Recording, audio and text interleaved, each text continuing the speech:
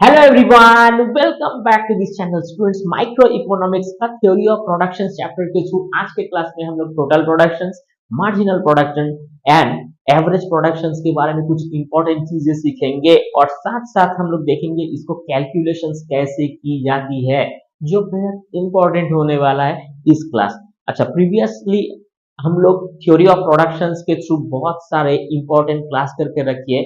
आप play list में जाओ और उसको देख लो। तो चलिए स्टूडेंट शुरू करते हैं। तो स्टूडेंट्स टोटल प्रोडक्ट को हम लोग देखते हैं।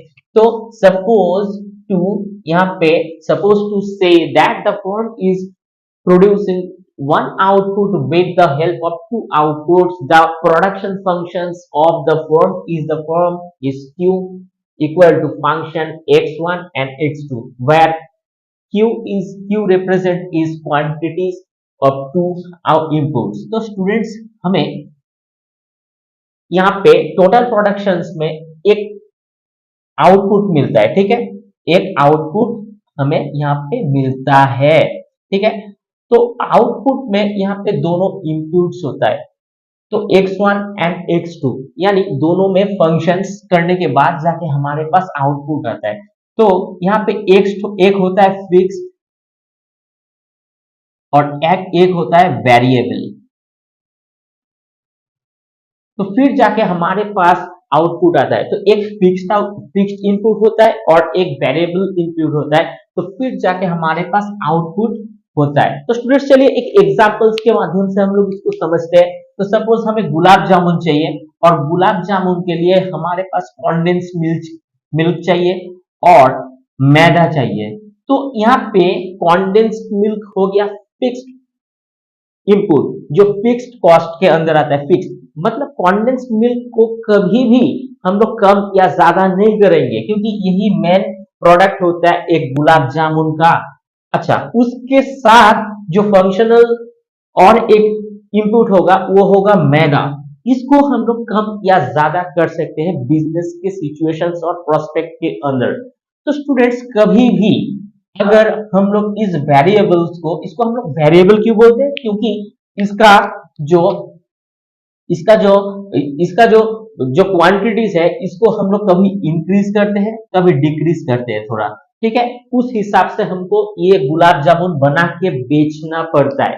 तो फिर जाके हम लोगों को इस मैदे के अंदर क्या करना पड़ता है, वेरिएबल प्रोडक्ट हमको करना पड़ता है। तो वेरिएबल अगर क्वांटिटी में हम लोग इसको क्वांटिटी को हम लोग कम या ज्यादा करें या ज्यादा करें, दोनों सिचुएशंस में ही, situations number 1 and situations number 2, दोनों सिचुएशंस में ही आउटपुट जो आएगा गुलाब जामुन वो डिफरेंट आएगा, डिफरेंट आउटपुट के साथ, ठीक है।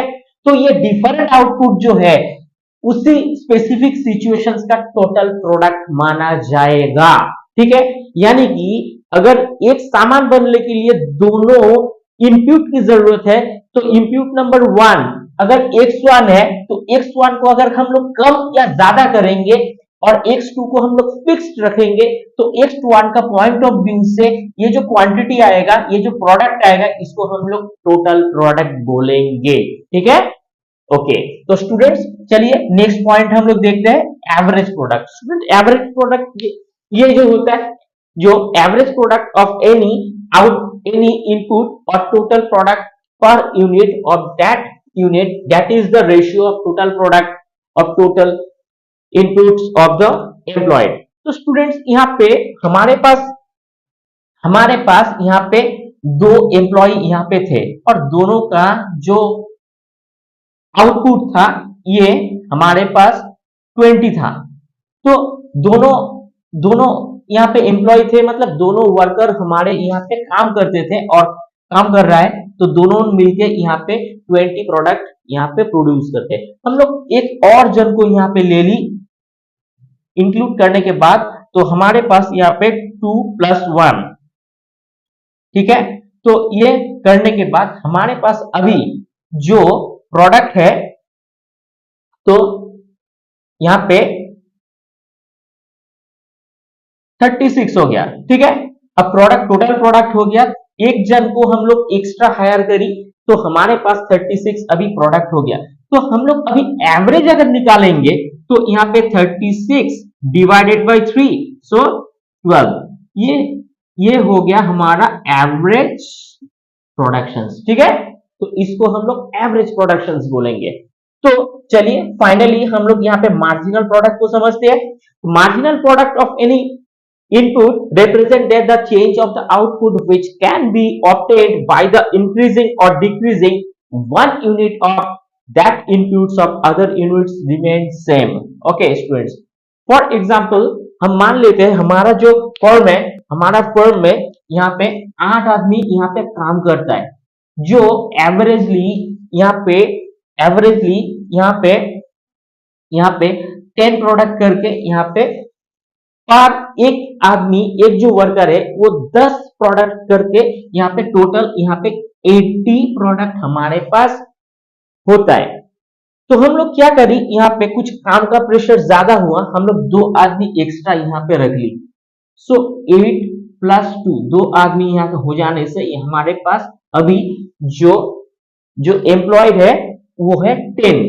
अगर 10 आदमी हमारे पास काम कर रहा है तो हर एक आदमी अगर यहाँ पे 10 के हिसाब से प्रोडक्शन कर रहा है तो हमारे पास अभी यहाँ पे 100 प्रोडक्ट बन रहा है।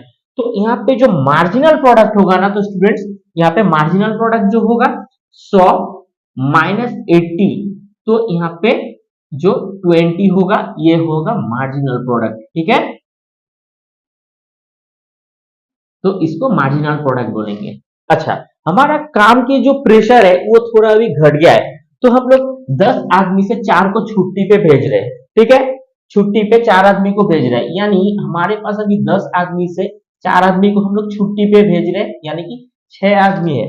तो उस हिसाब से हर एक आदमी अगर 10 यहाँ पे सामान को, प्रोडक्ट को प्रोड्यूस करेगा तो उस हिसाब से 60 हमारे पास अभी प्रोडक्शन होगा। तो पहले हमारे पास 100 प्रोडक्ट हुआ करता था, लेकिन अभी जो होगा ना 100 - 60, तो इक्वल टू हमारे पास -40, ये होगा मार्जिनल प्रोडक्ट, ठीक है।